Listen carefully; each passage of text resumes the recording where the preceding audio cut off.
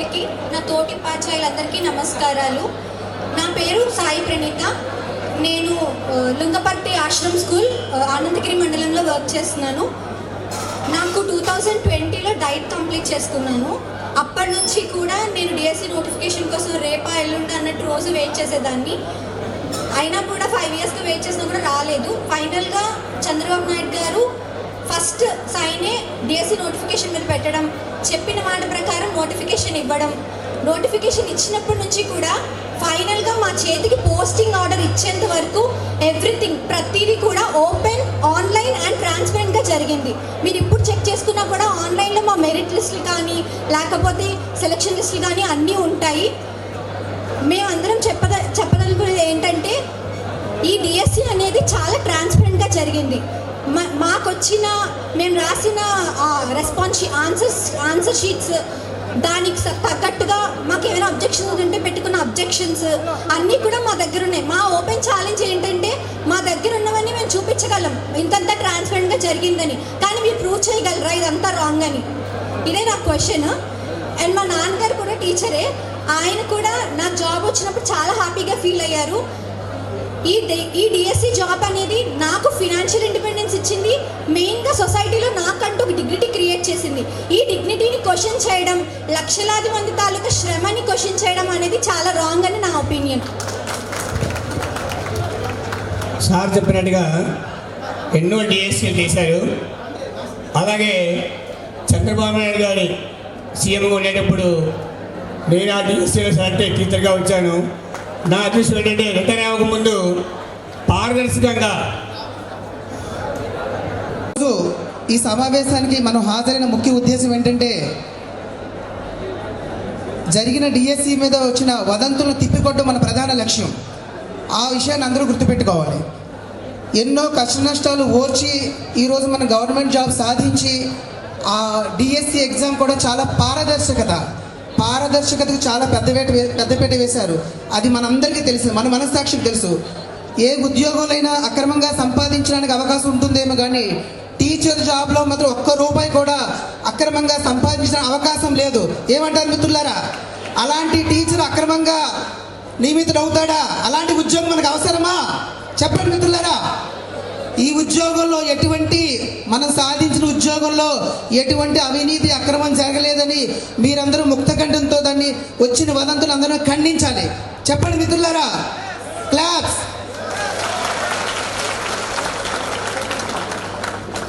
Teacher అనేవాడు నీతికి నిజాయితీకి కట్టుబడి ఉంటాడు.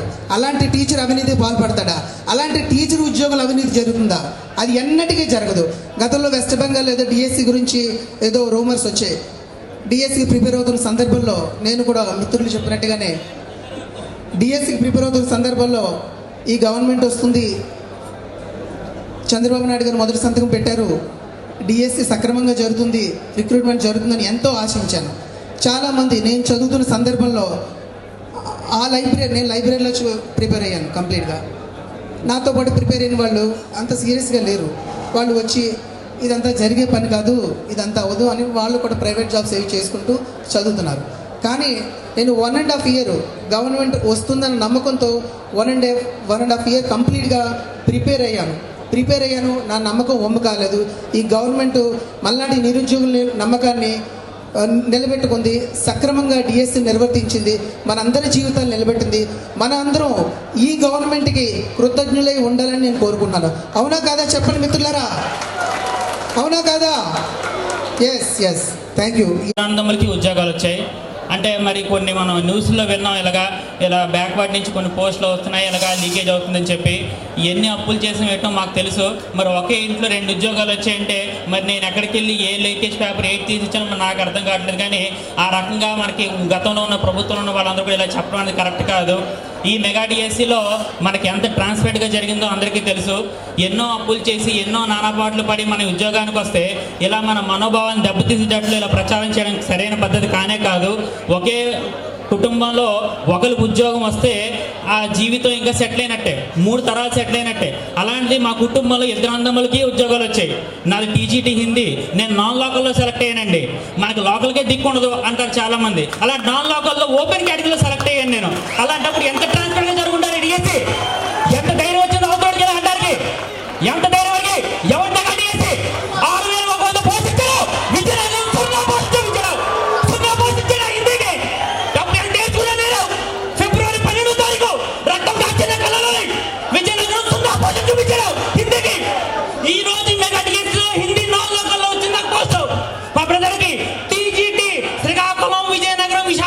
3 జిల్లాలు కలిపి జోన్లో ఒకే ఒక్క పోస్ట్ ఓపెన్ కాడికి ఉంటే అది మా బ్రదర్కి వచ్చింది.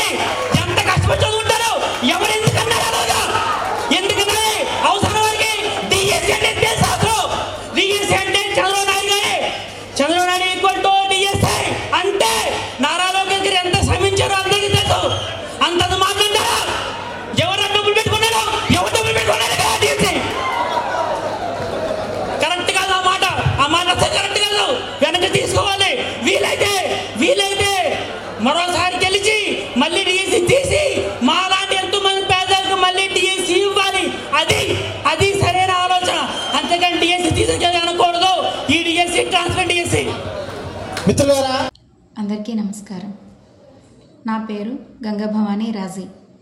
నేను రీసెంట్గా జరిగినటువంటి మెగా డిఎస్సి 2025లో స్కూల్ అసిస్టెంట్ ఫిజికల్ ఎడ్యుకేషన్గా సెలెక్ట్ అవ్వడం జరిగింది.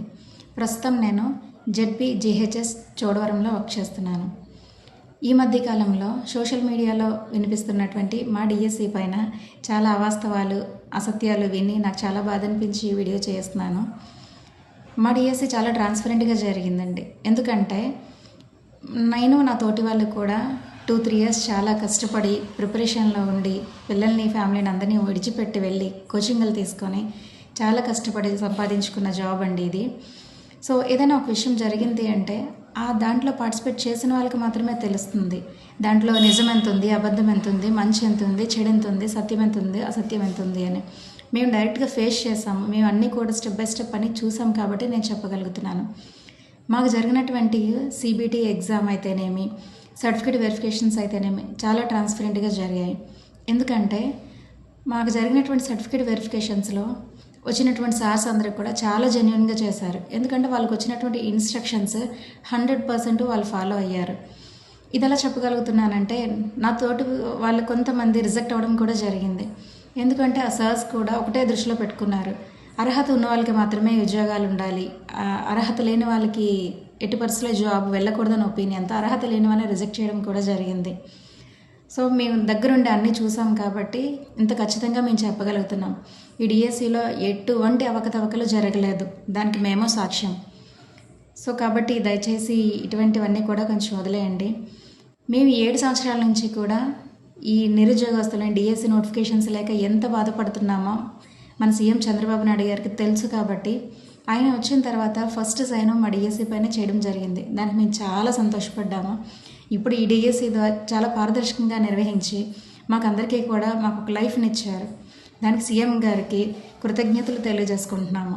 దయచేసి ఇటువంటి అవాస్తవాలు, దుష్ప్రచారాలు మానుకోమని మీ అందరికీ కోరుకుంటున్నాము. నమస్తే, థ్యాంక్ యూ. అందరికీ నమస్కారం అండి. నా పేరు Siyadri Manjeera Shweta. Government high school కొయ్యూరులో స్కూల్ అసిస్టెంట్ హిందీగా రీసెంట్గా జరిగిన మెగా డిఎస్సి 2025లో సెలెక్ట్ అయ్యానండి. ఈ మా డిఎస్సికి వచ్చేసరికి మెగా డిఎస్సి 2025 ఎగ్జామ్స్ కండక్ట్ చేయడంలో కానీ, సర్టిఫికేట్స్ వెరిఫికేషన్లో కానీ అండ్ పోస్టింగ్ ఆర్డర్స్లో కానీ చాలా ఫెయిర్గా చేశారండి. సర్టిఫికేట్ వెరిఫికేషన్ టైంలో అయితే ఒక సర్టిఫికేట్ లేకపోయినా తిరిగి వెనక్కి పంపించారండి. అంత జెన్యున్గా చేశారండి. సో ఈ మధ్య వస్తున్న వార్తల్లో మేము చూస్తే ఇది మెగా డిఎస్సి 2025 ఎగ్జామ్ అనేది చాలా అన్ఫెయిర్గా ఉందని అంటున్నారు. ఇది వింటే మాకు చాలా మానసికంగా బాధ అనిపిస్తుందండి. ఎందుకంటే మేము మా ఫ్యామిలీ మెంబర్స్ని విడిచిపెట్టి, పిల్లల్ని విడిచిపెట్టి మేము చిన్న చిన్న ప్రైవేట్ జాబ్స్ చేసుకుంటూ ఎగ్జామ్ డేట్ పడగానే చదువుకొని ఎగ్జామ్ కొట్టామండి. కొన్ని వేల మంది రాస్తే అంతమందిలో సెలెక్ట్ అయ్యామండి. సో ఇప్పుడు మీరు వచ్చేసి ఇది అన్ఫెయిర్, సరిగ్గా జెన్యున్గా జరగలేదంటే మాకు చాలా బాధగా ఉందండి.